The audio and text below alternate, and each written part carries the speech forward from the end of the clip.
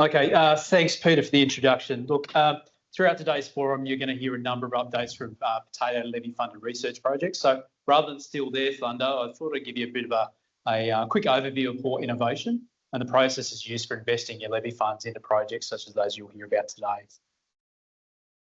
So who are we?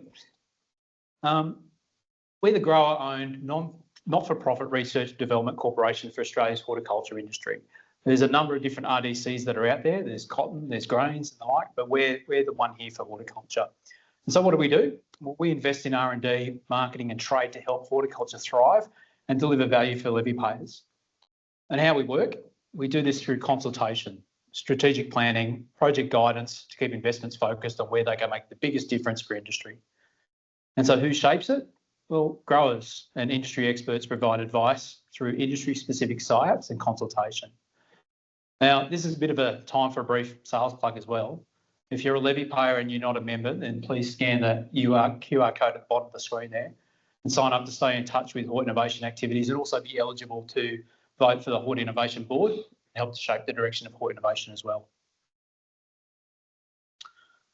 So Hort Innovation's key function is providing services to 37 levy-paying horticulture industries. As you can see, it's quite a diversity of funds that we have there. But being across multiple industries and commodities in horticulture really puts us in a position to see where there's commonality amongst the issues and challenges facing both individual industries as well as the whole of horticulture. And this is important as whilst the specific context may change, generally each of the industries are facing similar broad challenges. You know, I can rattle off biosecurity, labour challenges, input costs, market access, and they're the same for all the industries that we see there. So everybody's going through the same boat. So give you a bit of an overview in terms of how the levy system actually works. So the levy moves from industry contribution to industry benefit through a bit of a government investment pathway. So first up, industry pays a levy.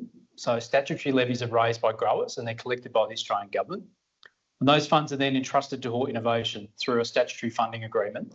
Those collected levies are then used for R&D.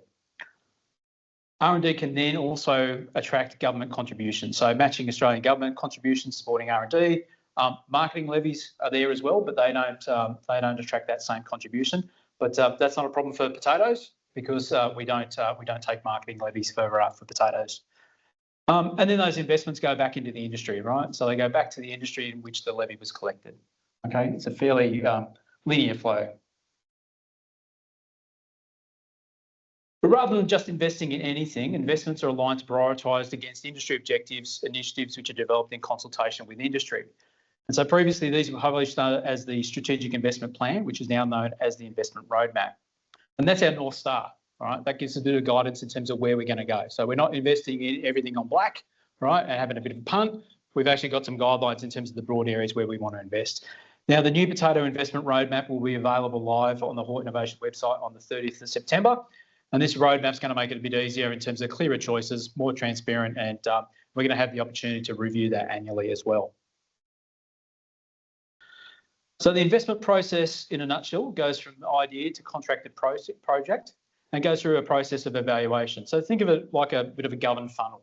So from the idea, we go and we check it against its strategic fit. We look at that roadmap and go, does it align with that? We seek industry advice. We then go to procurement, and then we go to project management and delivery.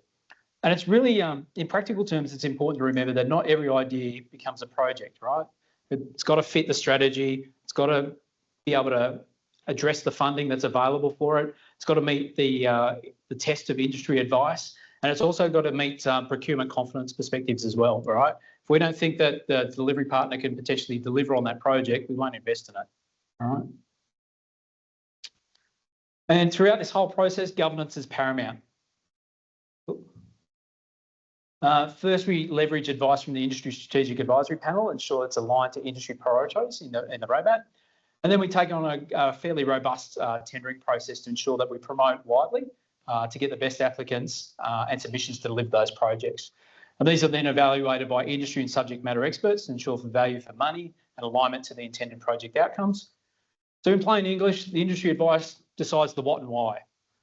The tendering and evaluation tests the how and who is best placed to deliver, and project management keeps delivery on track.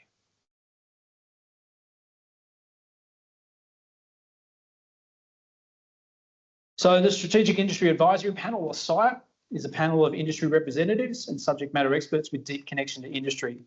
The potato SIAP representation includes across both grower and processor, so growers covering seed, fresh and processing customers as well, and also includes research representatives as well, and we have representation from major growing regions. Now, some of our SIAP members are present today, and I'd just like to take the opportunity to thank them for the additional work that they do on behalf of the whole of the potato industry. You know, the time, the commitment, and the knowledge that they actually contribute is really, really appreciated. There's a lot of unsung work that goes on with the potato SIAP. So we do have some of those members here today. I think just looking out across the room, I see Joe Tubb over there and Ian Ramsey and Matt Stevens over there, Dave Ryan. So there's a few SIAP members here. The work that they do behind the scenes, it's an incredible amount of work that they actually invest on behalf of the industry. So yeah, just bear that in mind, guys. So from pure project management, we're keeping delivery accountable. So once contracted, the process shifts from selection to project management and delivery. And through this process, we do a lot of risk management and we ensure that projects deliver on their contracted aims, okay? So we go through, we have a look at that risk and that scope and change. Projects will change over time. You know, we go back and we have a look at those and go, well, are they actually meeting the requirements still? Or do we need to actually go through and have a hard conversation and go, hey, let's go back to the drawing board and check this over again. And then engagement and adoption, really important. The Potato Link project is such a vital component in actually extending these projects out. So the work that these guys here do, fantastic.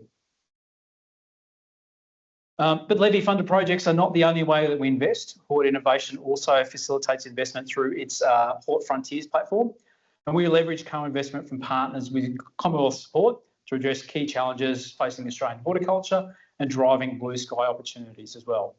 There's three key pathways there, including the Hort Innovation, the Innovation Partnerships, the Hort Innovation Venture Fund, which engages with some of those early stage high growth potential startups. Fantastic one to have a look at is Plasma Leap. Okay, that's one of those projects that have got up. They're a program which is developing on-farm liquid nitrogen fertiliser using water and electricity. Really incredible project, an incredible company, and I do encourage you to have a look at that one. There's the Australian Grown Innovation Program, which partners grower innovators and inventors with mentors to really guide their ideas into commercial reality. A lot of the innovation that we see comes from the ground up, and this is really giving growers an opportunity to really sort of take their ideas and develop them and actually, you know, move them into a bit more of a commercial sort of grounding.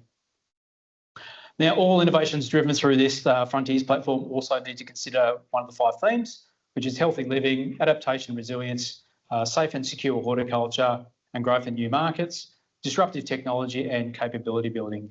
And I suggest that you're interested in learning a little bit more about those and you follow along with the Hort Frontiers website down the bottom there, or the Hort Innovation website, and also the socials and the like.